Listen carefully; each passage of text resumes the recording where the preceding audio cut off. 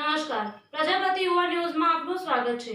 અખિલ ભારતીય પ્રજાપતિ કુંભકાર મહાસંઘ new દિલ્હીનો 13 માર્ચે બેઠક યોજાઈ હતી અને 14 માર્ચે નવા ચૂંટાયેલા સાંસદ શ્રી દિનેશભાઈ અનાવાડિયા સાહેબનો સત્કાર સન્માન સમારોહ યોજાયો।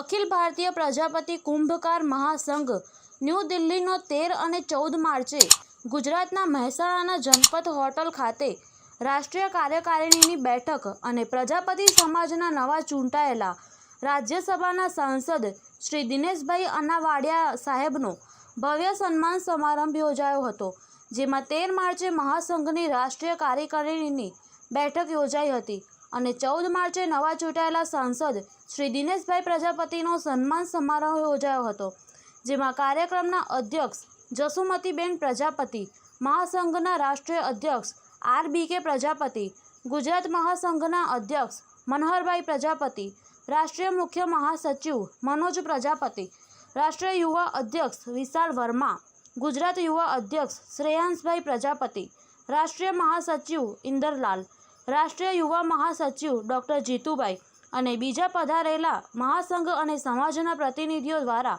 દિનેશભાઈ પ્રજાપતિનું સન્માન કરવામાં આવ્યું હતું।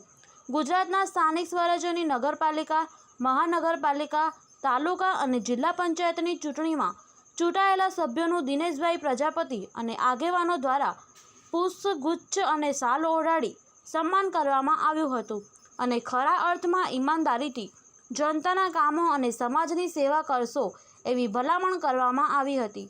દિનેશભાઈ પ્રજાપતિ દ્વારા પ્રવચનમાં પ્રજાપતિ સમાજ વતી નરેન્દ્ર મોદી, અમિત શાહ, JP નડ્ડા, વિજય રૂપાણી વગેરેનો ઇતિહાસમાં પહેલીવાર પ્રજાપતિ સમાજને રાજ્યસભામાં પ્રતિનિધિ મૂકવા બદલ પ્રજાપતિ સમાજ વતી આભાર માન્યો હતો અને એ સમાજનું ઋણ ક્યારેય નહીં ભૂલે અને સમાજને જ્યારે એમની જરૂર પડશે ત્યારે સમાજ માટે તૈયાર જ રહેશે અને સમાજના નાનામાં નાના માણસને મદદ માટે હંમેશા તૈયાર રહેશે એમ જણાવ્યું હતું।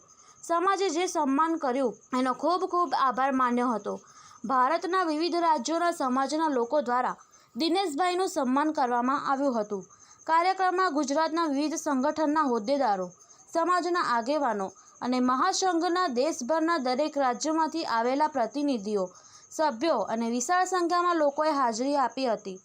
13 માર્ચે યોજાયેલી કાર્યકારિણીની બેઠકમાં સમાજના ગરીબ વર્ગના લોકોને મદદ મળે, અયોધ્યામાં સમાજની ધર્મશાળા બને, મહિલાઓની સુરક્ષા, મહિલાઓના શિક્ષણ અને અત્યાચારો તથા સમાજના યુવાનોને રોજગારી મળે, શિક્ષણ વધે, સમાજના વિદ્યાર્થીને હોસ્ટેલની સુવિધા મળે, સમાજમાંથી કુરિવાજો દૂર થાય, સમાજ સામાજિક, આર્થિક અને રાજકીય ક્ષેત્રે આત્મનિર્ભર બને, એકતા વધે અને લોકો જાગૃત બને એ માટે કેવા પ્રયાસો કરવા અને શું કરવું વગેરે બાબતો પર મનોમંથન કરવામાં આવ્યું હતું અને સાથોસાથ એનો અમલ કરવામાં આવે એમ જણાવાયું હતું।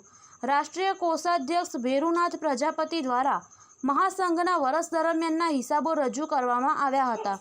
આ સમગ્ર કાર્યક્રમની 15 દિવસથી તૈયારીઓ કરવામાં આવતી હતી। એમાં ગુજરાત પ્રદેશ અધ્યક્ષ મનહરભાઈ પ્રજાપતિ, યુવા અધ્યક્ષ શ્રેયાંશ પ્રજાપતિ અને મહાસંઘ ગુજરાતની ટીમ યુવા દિવસ રાત જોરદાર મહેનત કરી કાર્યક્રમને સફળ બનાવ્યો હતો।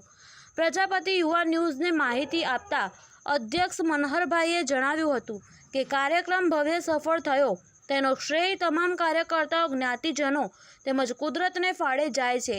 ભવિષ્યમાં પણ કુદરત આવા કાર્યો કરાવતા રહે, બસ એ જ પ્રાર્થના છે।